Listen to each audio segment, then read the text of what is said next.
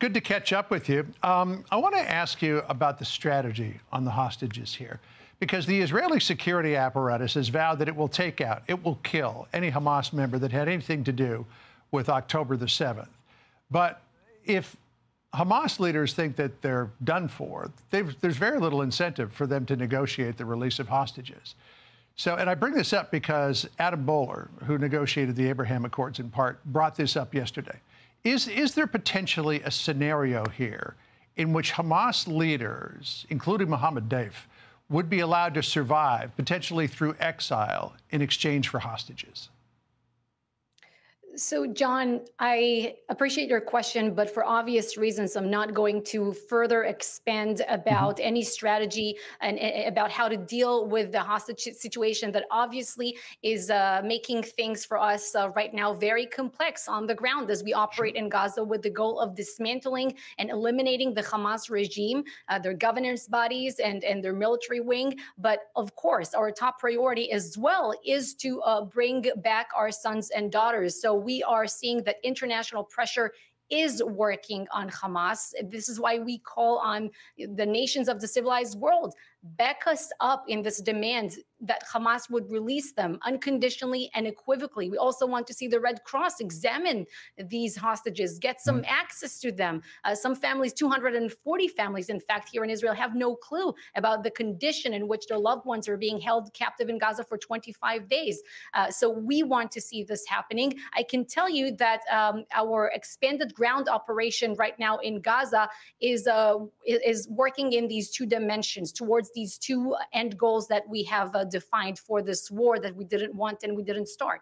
Yeah. But even as the ground operation began on Friday night, David Barnea, who's the Mossad director, was in Qatar speaking with officials there about the hostage situation. Qatar was involved in the release of the very first two hostages, the American ones. What role does Israel think Qatar could play here in getting more of the hostages out?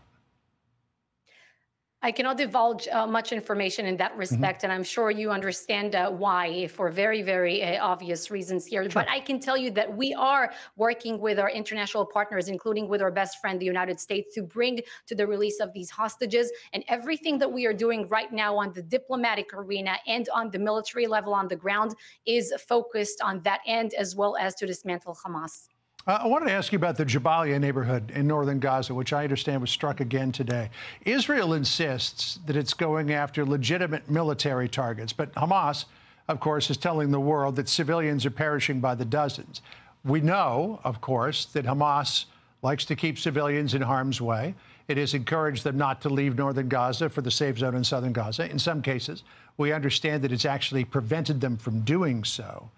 But as we see scenes like that, this unfold, international pressure builds on Israel to tone things down or maybe even go for a full ceasefire. So my question, Tal, is what more, if anything, can Israel do in circumstances like this to limit civilian casualties?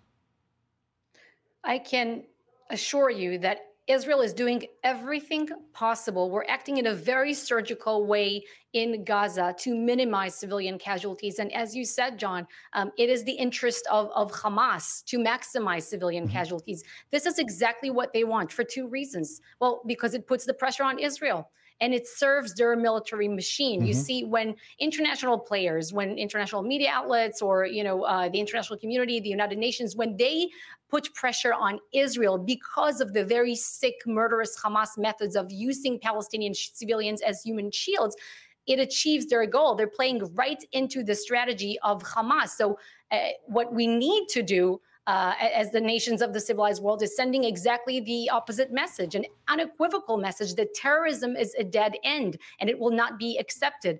Putting the pressure on Israel amplifies Hamas. They will do it again and again and again. And in different arenas, for example, with the four nationals and with the four hostages that were released, we see that international pressure against Hamas is in fact working. So it is important that we keep up, we ratchet up the international pressure on Hamas because it is working. We're doing it militarily, and we need it to be a diplomatic pressure as well. And I'm asking, where are the protests against Hamas? Where are they? Where is the vast media coverage of who Hamas are, their true nature, their history, all of that? And where is the international pressure on Iran right now that funds Hamas? This is what we need to see if we want to help Israeli and Palestinian civilians. So, Tal, if Israel hopes to cut off the head of the snake, if you will, of Hamas, there's one target that is going to be very problematic for you, and that's the Al-Shifa hospital. The IDF spokesman, Rear Admiral Daniel Hagari, has gone to great lengths to say that this is where Hamas has its headquarters. We're looking at some animation that the IDF provided showing what the labyrinth below Al-Shifa hospital looks like. This is being read as a possible predicate to go after that hospital, but if you do, you know what the international reaction is going to be. So how do you cut off the head of the snake without bringing international condemnation down on Israel for attacking a hospital? Well, that is something that our military leadership and our government is working on right now. And we're not saying that we're going to strike that hospital, operate there, or not do so. We cannot confirm or deny. But the reason why we put out the images, this detailed presentation that you played here before of the IDF spokesperson unit is because we wanted to show the world the cynical use of civilian hospitals, like civilian urban structures, like hospitals, like youth centers, like schools, as human shields for Hamas's bunkers and tunnels. All right, Tal Heinrich, always good to catch up with you and get the latest from the PMO. Appreciate it, and we'll see you again soon. Thank you.